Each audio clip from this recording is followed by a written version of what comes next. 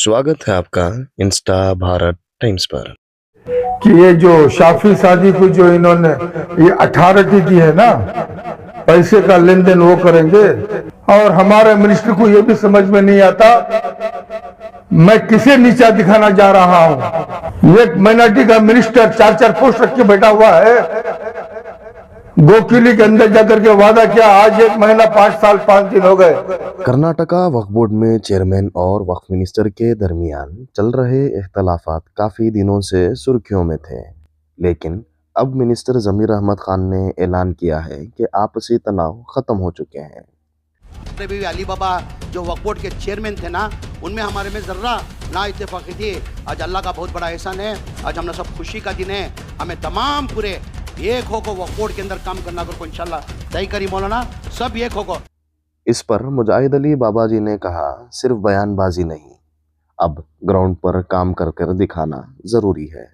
वक्फ ज़मीनों की हिफाजत और आवाम के हुकूक ज़रूरी है। चलिए देखते हैं बाबा जी ने क्या कहा। इससे पहले कई कोशिश रही आपकी तरफ से चेयरमैन को उसका पावर मिले, चेयरमैन को काम करने के लिए दिया जाए। कई प्रेस मीटें की थी, कल उसका बाकायदा प्रेस मीट के नतीजे जो आपके जुमले थे उसके कुछ नताइज नज़र आए। तो मिनिस्टर ज़मीर अहमद खान की तरफ से ऐलान हुआ कि आपसी इख्तलाफात ख़त्म हो गए। इस पर आपकी क्या राय है? खुशी का जाहिर करते हैं, क्या है इस पर आपकी राय? सबसे पहले मैं ये हमारी कौम के सामने बात रखना चाहता हूँ, ये आपसी इख्तलाफात नहीं थे, एक तरफा के इख्तलाफात थे। आपसी तब होते हैं कि सामने वाला भी उस तरह से जो रिएक्ट करे, यानी कि मैं तो की बात चले, तो वो फ़र्क होता था। ऐसा तो नहीं है। हाँ, ये कोशिश इतने महीनों के बाद जब हुई है, यही काम जब से जनाब अली हुसैन बाबा जो चेयरमैन इलेक्ट हुए तो औकाफ के उनको उसी तरह से पूरी आज़ादी के साथ काम करने दिया होता तो उसके अंदर मिनिस्टर की भी इज्जत बाकी रह जाती। इतने मैंने जो हम लोग उनके खिलाफ बात उठा रहे थे वे बातें ना उठती थी। और दूसरी तरफ उनके बारे में अभी भी मेरा इसे बॉम्बे जाने से पहले 4-5 दिन पहले तुमने लोगों को मैं बोल के गया था कि मैं आने के बाद बात करता हूँ। अभी जो है देखो मेरी तबीयत ठीक नहीं, फिर भी मैं आप लोगों के सामने हूँ। इस वजह से जिस तरह ऐलान हुआ है कि हम आपस में मिल बैठ करके काम करेंगे, ये सबसे बहुत अच्छी बात है। ये कौम का मसला है, कौम की अमानतें हैं, कौम की अमानतों की रखवाली करना मिनिस्टर की भी जिम्मेदारी है, चेयरमैन की भी जिम्मेदारी है औकाफ के। और उसके अंदर कुछ पेचीदगियाँ आए तो उससे सीओ गवर्नमेंट के अंदर से उसे हल करने का रास्ता बताने के लिए का AS हो या KAS हो या ऑफिसर्स का भी एक रोल होता है। ये ठीक है। हम लोगों को यही अभी भी एक बात की हम लोगों में, मेरे में भी और कई लोगों में यह है, मिस्टर वक्फ बोर्ड के जो मिनिस्टर हैं वो उनको ये चाहिए कि ये जो शाफी सादी को जो इन्होंने ये अथॉरिटी दी है ना, पैसे का लेन देन वो करेंगे, ये किस लहजे से वहाँ चेयरमैन को कितना कम इन्होंने किया गया औकाफ के चेयरमैन को। उसी के लिए एक स्पेशल कानून इन्होंने बना लिया कर्नाटक में, है इसको भी हटाए। बार बार मैंने रियाज अहमद जो है वकील एडवोकेट, उनके ऊपर केस भी रहा, फिर उन्होंने केस वो हमारे सुबैया साहब के शाह साहबजादे पुन्ना ने विन करके दिए, तो फिर वो आकर के औकाफ में घुसे। उनके बारे में भी बहुत मरतबा बोल चुका हूँ। और रही बात खालिद के बारे में भी बहुत बोल चुका हूँ। ये जो इन्होंने गवर्नमेंट की तरफ से इनको जो अपॉइंट किया है ना, पहले ये लोगों को बाहर कर दें तो मैं समझता हूँ काम करने के लिए और अच्छा रहेगा। वरना वही जो कहते ना पुरानी बातों में, बिल्ली कैद चूहे खा करके हचकू गई, यही मामला हो जाएगा। क्योंकि 2-2 मरतबा चेयरमैन हमारा खालिद रहे और रियाज अहमद शुरू से अब तक ये तक मैं बोल चुका था उनकी अम्मा की मेहर में लिख दिए हैं अपना जो औकाफ की मिल्कियत, बल्कि ये भी मैंने बोला था ये सारी बातें अगर रद्द होना है तो बराए मेहरबानी खालिद हो, अपना जो रियाज अहमद हो, शाफी सादी हो, ऐसे लोगों को पहले पाक करें। ये इनके सबके ऊपर एलिगेशन है, रिमार्क्स है, इल्ज़ाम है। ऐसे लोगों को अगर पाक करे तो मैं समझता हूँ ये काम करने के लिए आसानियाँ होगी। इससे पहले जितने फैसले होते थे माइनॉरिटी कमीशन के अंदर, ऑफिस के अंदर बैठ के फैसले होते थे, हाँ, दो दो पार्टियों की तरह चलता था। कई बारे में तकलीफ उन्होंने दी और उसके अंदर मैंने बीजापुर वाले पीर साहब जो हैं उनके लिए भी बहुत बार बोल चुका हूँ। और एक हमारे महाराष्ट्र से हैदर बादशाह नाम के अंदर आते हैं, वो बेचारे बहुत अच्छा पकड़ है उनकी पूरे कर्नाटक के उलमा में, इसमें मिनिस्टरों में, हाँ, उनके सब एक रोल होते हैं। अरे भाई, हमारा काम हम खुद कर सकते हैं। वो बंदा हमारे खुसरो हुसैन बाबा रहमतुल्लाह अलैह की सोबत में रख करके जो हैदर बादशाह बहुत सारा काम लिए हैं, अभी हमारे साहिब सज्जाद अली हुसैन शाह बाबा के नाम के ऊपर सब अपने अपने रोटियां सेक रहे हैं। एक अच्छा ये हुआ कि समझ आ गई, मुकाबला यजीद और हुसैनी का हो रहा था यहाँ पर। ये पहले समझे अवाम, आले रसूल सल्लल्लाहु अलैहि वसल्लम की बगावत हो रही थी, औकात नहीं थी अनवर बादशाह जैसे चित्तल दुर्गा वाले की इनका मुकाबला करे, इनकी जात से करे। और इनकी बातों में वो शाफी सादी, वो इनके खिलाफ अपना रसूख चलाता है। और हमारे मिनिस्टर को ये भी समझ में नहीं आता मैं किसे नीचा दिखाना जा रहा हूं। अगर वो ये समझते कि इनका मुकाम क्या है तो वो ऐसी हरकतें ना करते।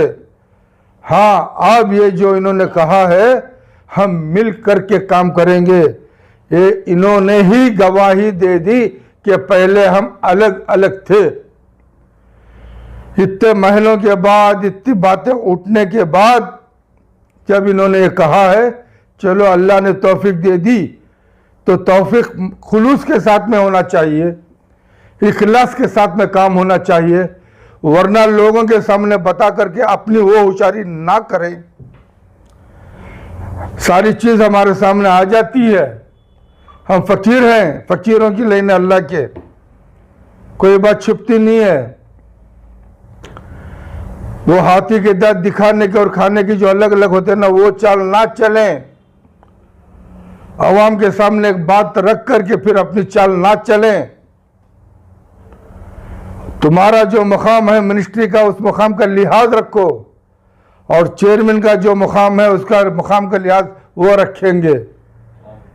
ये तरीका जो हो रहा है ना कि अनवर बादशाह को इतने डिस्ट्रिक्ट दे दो कि वो कमेटी बनाए, फिर चेयरमैन को वहां आपने कम कर दिया क्या?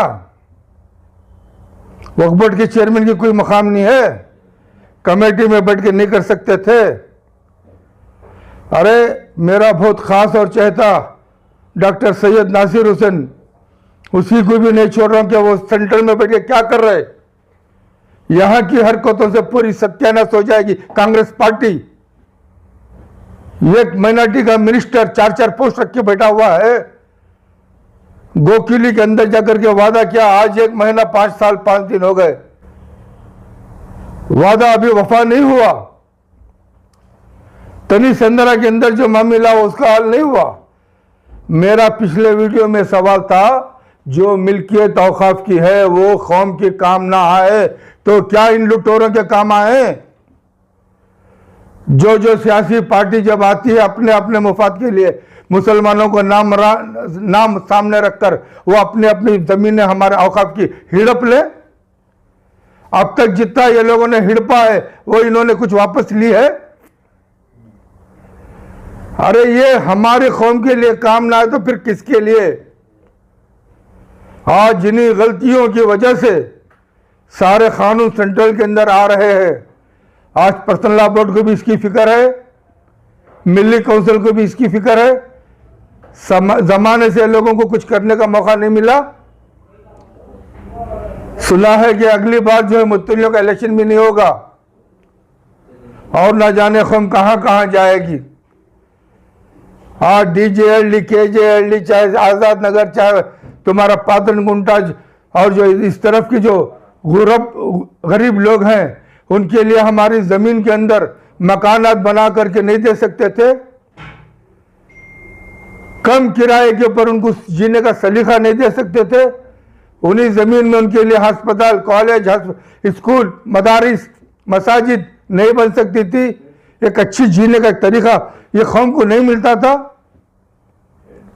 आज हमें सारी चीज़ों से दूर रख करके हमारी मिल्कियत को लूटने देकर और उसका साथ देने वाले साबिक जितने भी चेयरमैन थे, बोर्ड मेंबर्स थे, उन सबको खींचना है, बताना है उनके दौरे में कितनी कितनी मिल्कियत गई है। ये सारी चीज लेकर के आए, आवाम के सामने रखें, तब जाकर के आवाम का कुछ फायदा होगा। तब मानते हैं मुसलमानों की लीडरशिप को। आज ये गैर मुस्लिम आवाज उठाता है तो उसका साथ हक के लिए तो उसका साथ देने वाला कोई मुसलमान लीडर नहीं जाता है। ये भी हम देखते हैं। और मुसलमानों की आवाज उठाने के लिए कोई दलित समाज से आता है, कोई दूसरी समाज से आता है, और हमारी समाज के लोग बोलने के लिए तैयार नहीं होते हैं। अभी भी समझ लो, मैं डॉक्टर सैयद नासिर हुसैन मेरा अपना बहुत खास, उसे भी मैंने नहीं छोड़ा ताकि वो दिल्ली में जाकर के बताते ये लायक की काम की वजह से जितने जो प्रॉब्लम हो रहे हैं तो आइंदा कांग्रेस खत्म हो जाएगी कर्नाटक के अंदर।